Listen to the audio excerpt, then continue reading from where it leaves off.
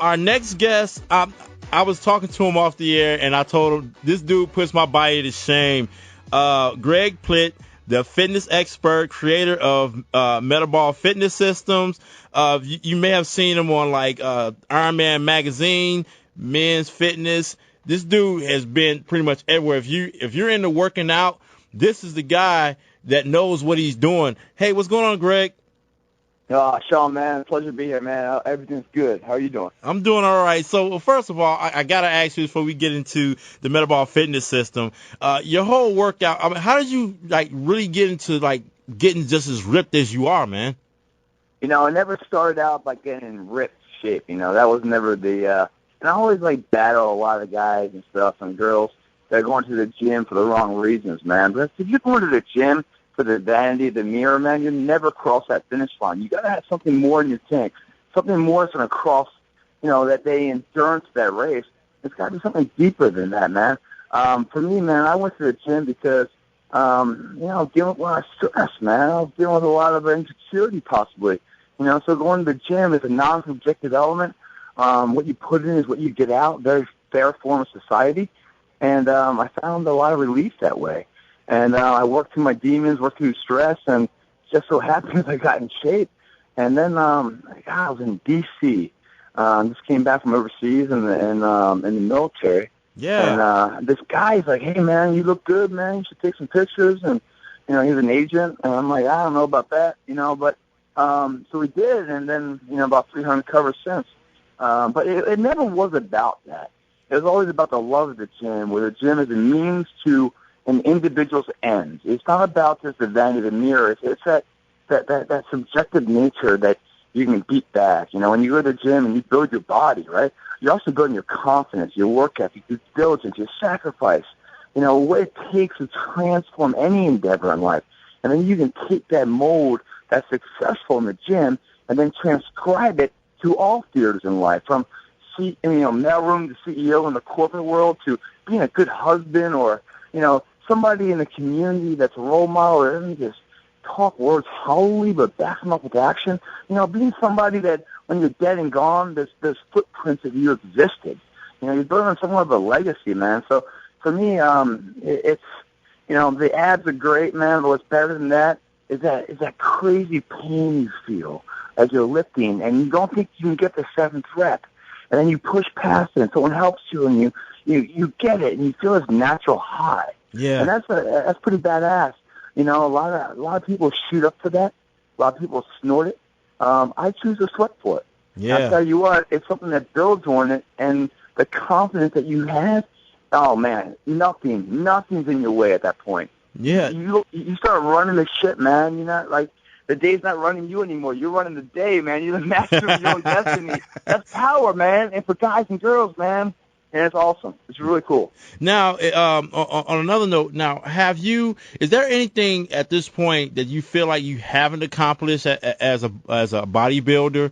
And are there things that are untapped that you feel like you need to hit to feel like you've done the ultimate in your career?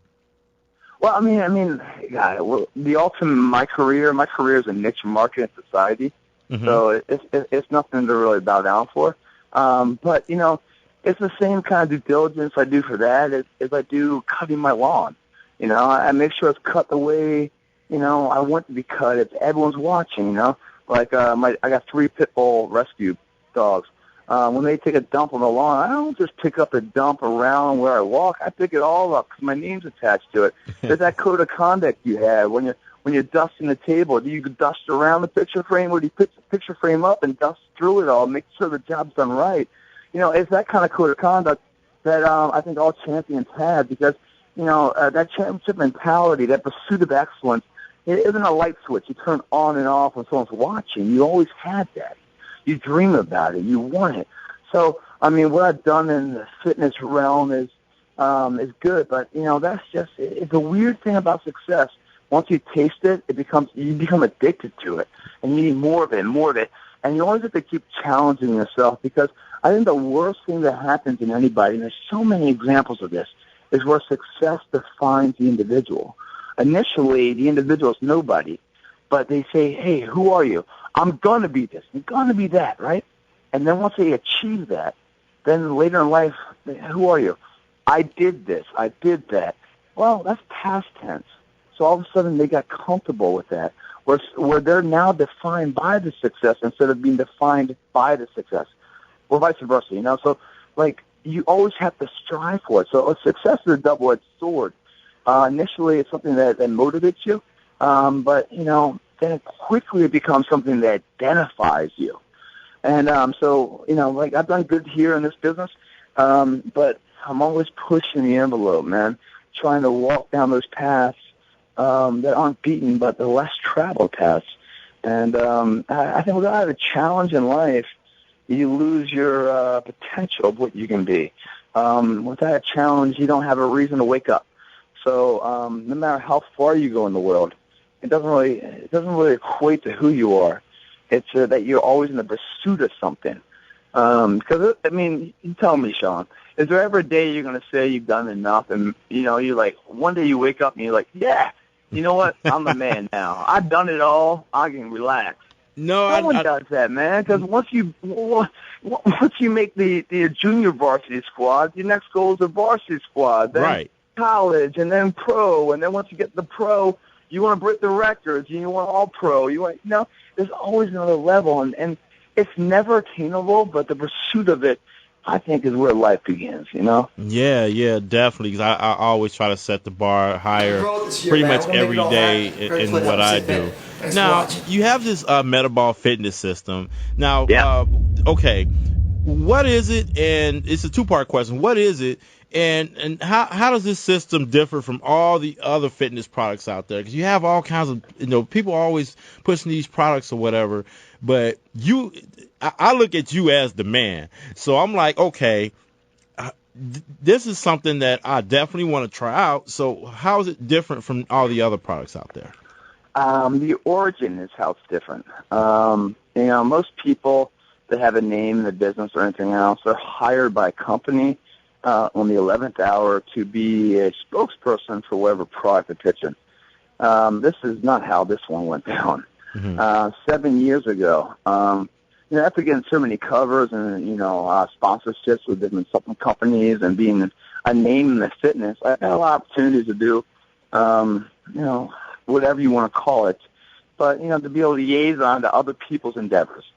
And I did, and I was on a lot of commercials, and I'm sitting there and 18 hours a day for like 3 days for an infomercial or whatever it may be. You see a lot of the truth. You see a lot of crazy glue. You see a lot of duct tape coming out. Yeah. You see a lot of things that this product quite isn't really what it is. And you got a lot of time on your hands. I'm like, it really bothered me because I was like, isn't there a product that really fills a void in society that could like replace what people want? Instead of just, copying an already successful module, a lot of these things you see out there are just like second, third, fourth repeats of something already successful, trying to really adhere to the lethargic nature of the individual, to cut the corner in life. There is no like quick fix to a long-term situation. And the world pitches that. They try to say, hey, 8-minute abs, 8-minute arms. And I'm the guy in these magazines that they're shooting, and they're showing my arms saying 8-minute arms. And I'm like, well, man, about an hour every workout, 8 years worth, and, no 8-minute arms, 8 years arms, So right. I felt this, like, kind of a breach of conduct. I came from the military, West Point, Army Ranger, company commander. There's a degree of integrity and honor shown within me. And once I got into this la-la land called L.A., I started to realize that words like integrity and honor are spoken like are kind of like lost arts in a way. Yeah. No one really believes them. I'll lie to you, do whatever I need for you to be manipulated for what I want. Right. But it's not about the mission at hand, the truth at all. And so I got really irritated being in this business. And so what I did, I developed the website to get the truth back. And this website is really about the gym. And you mentioned that, you're a subscriber to the site and stuff, and it's helped you. And it's helped thousands of people. And these people that are really down and out, man, they have like no confidence left, and they're going through depression, and I just give them a few tools and stuff, show them what I do. I talk to them, and all of a sudden they get in there and they make that first step towards greatness, and I support them along the way. And then they send me back these testimonials that blow my mind. Yeah, I lost 100 pounds. Great. Love it. But what I really love are the ones that say, hey, man, you made me go back to school, get my degree. Well, you know what? You helped me quit heroin addiction. You helped me be a better husband to my wife. Those kind of things. I'm like, wow, now we're going somewhere. Now we're really doing something. I see all these crazy, transformations of people that I train in the gym on the website, thousands of them. But, like my mom, she's 65. She doesn't go to the gym. Right. My sister, she's a facial plastic surgeon. She doesn't have time to go to the gym. A lot of people that are busy running around with, work and stuff and flying here and there. I mean, the gym is perishable. Use it or lose it.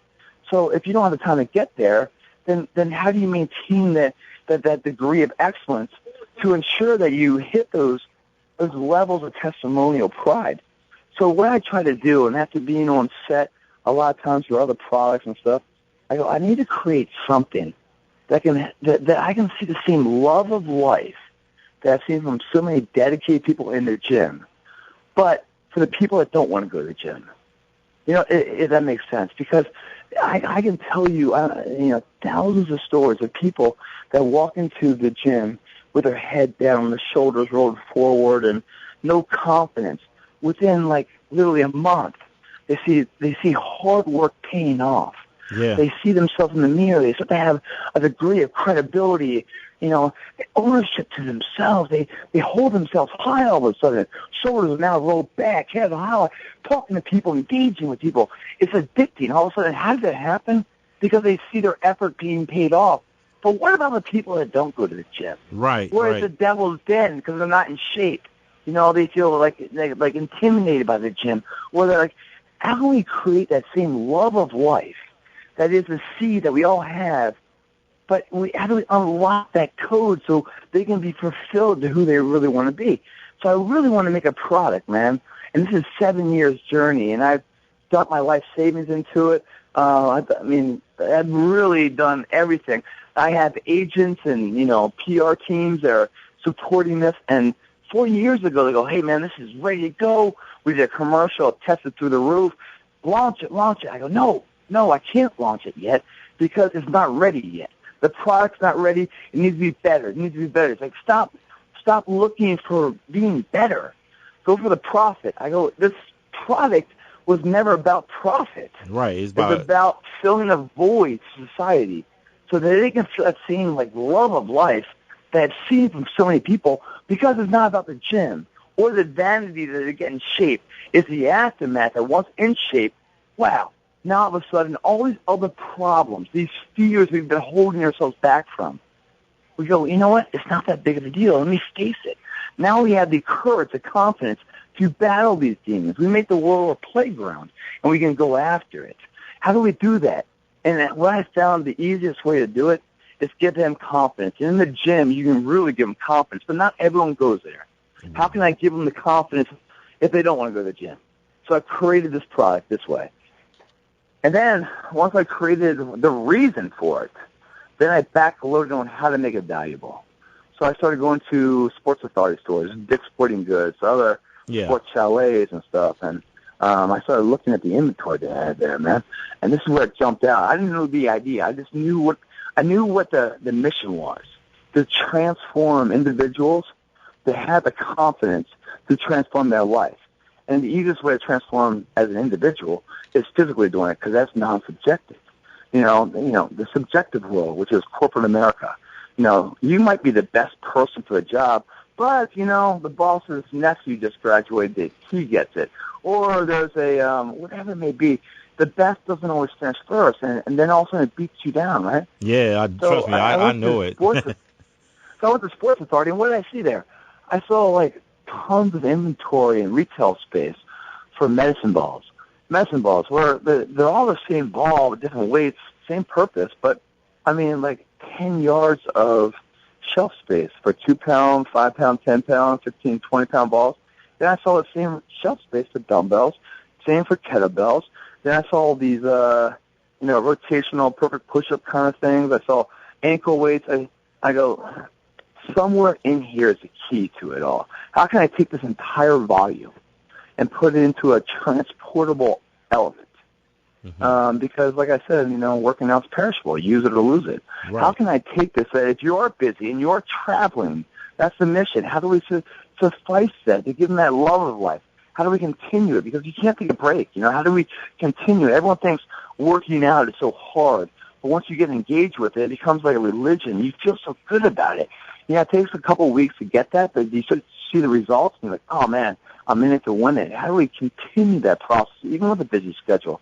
So it has to be perishable to the point of which it's portable, so you can travel with it, right? Right. So all that I saw at the Sports Authority store and all these different places, I had to put into a single handheld item that can be adjustable. So instead of all these medicine balls, I need one ball that could be every ball. Instead of all these dumbbells, I need one dumbbell that could be any weight.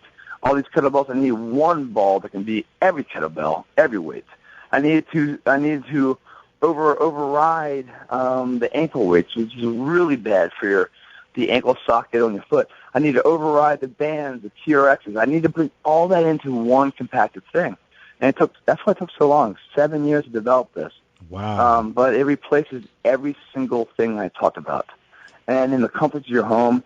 And on top of that, man, the worst thing about anything, if you get a Ferrari, right? Mm-hmm. You don't know how to drive it. You have to go to school to learn paddle shifting and everything else. That car is just, it's as good as how you know how to drive it. So, there's talent in the world, right? And then there's skill. So if you get a cool product, right, with all this skill, if you don't have the talent to use it, well, then it goes unused. So you're on the car, the Ferrari, without the talent, but you got the skill of Ferrari's ability. You're going from stoplight to stoplight to stoplight. You don't have the confidence to take it on the highway and unload it, right? Right. So you have to have both.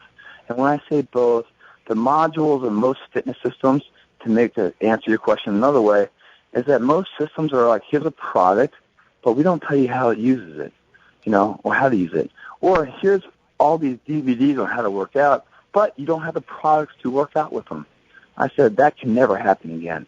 Here's a product that replaces over probably $1,000 worth of equipment. And then here's all the DVDs, all the instructions on how to use that product to ensure it doesn't collect dust, and it creates the potential and confidence that you always could be. So we combined them all, man. So long-winded answer to your quick question, but one, it started from a guy that's been on the ground floor, been through the mud of life and the fitness, seeing the guys in the gym, the people outside the gym, knows really what they think, created a product that was filling a void, not like, second, third generation of a product already established.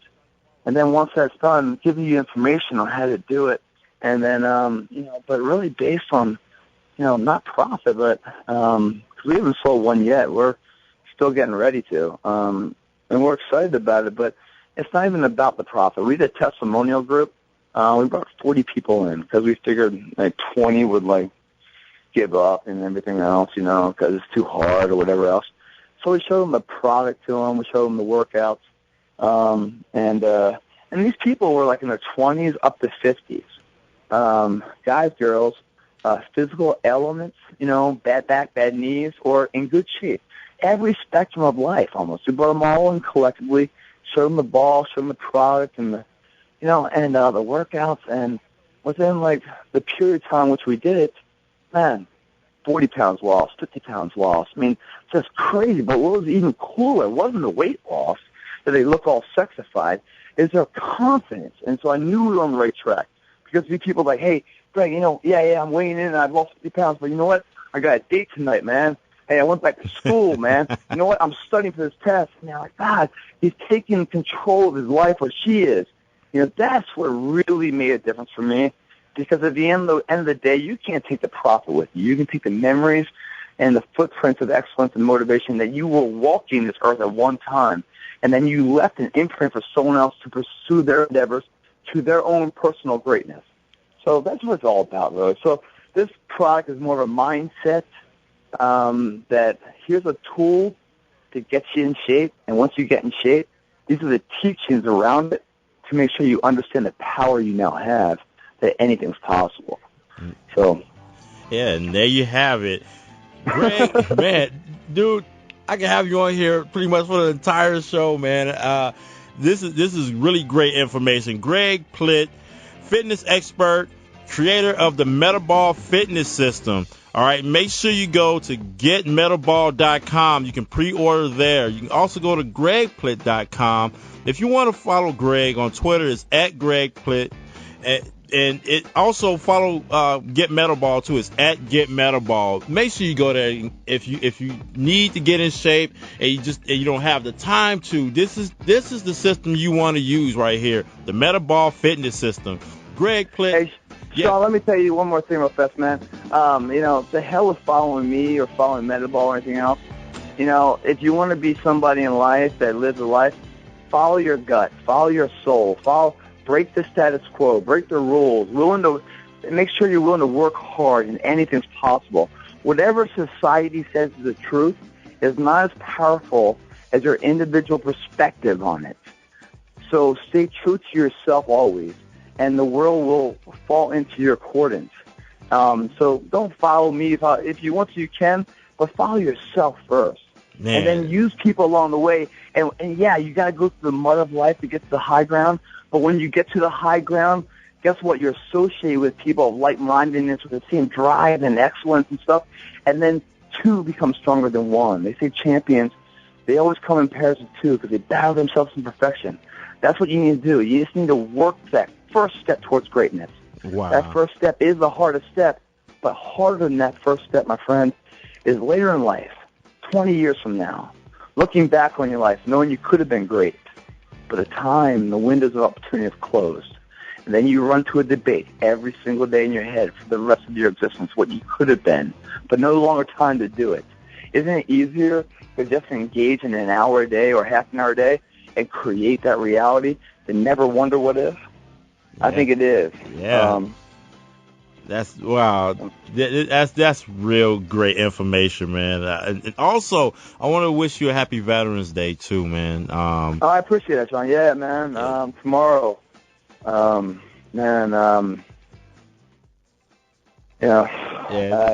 a tough subject for me, man. I've been out since 2005. Yeah, man. But I get 9 years, man. West Point and Army Ranger and Company Commander, and seen a lot of my friends pass well before their time. It's just, well, I don't think anyone's going to really realize it, until the crazy thing about human nature is that no one learns a lesson until they've lost something. So we can talk about Veterans Day, we can talk about the veterans, and, we can get a grasp of it. Yeah. We can go to the 16th Chapel and look at the painting, but we don't know what it really is until we've actually seen it done, There's pictures of it, but there's a weird duality of it that you never really realize. And, everybody, how many people have learned from others' mistakes? Very few. Most learn from their own mistakes. Wow. And so by learning what the value of freedom is, you don't really learn until you lose something. So I appreciate you saying that, man. And, I'd say anyone watching or listening or anything else, you get a chance, man. You see somebody in uniform, it's a small token to buy a beer for somebody, small token, to pay for a meal anonymously. It goes a huge way to a soldier. Yeah. So please do so if you can. Yeah, definitely. And I'm definitely going to buy somebody a beer, a veteran a beer, man. Thanks for joining us. And we'll be. Bye, buddy. Thanks for having me. All right, and we'll be back right after this. We're going to grow it this year, man. We're going to make it all happen. Greg Plitt, help me stay fit. Thanks for watching.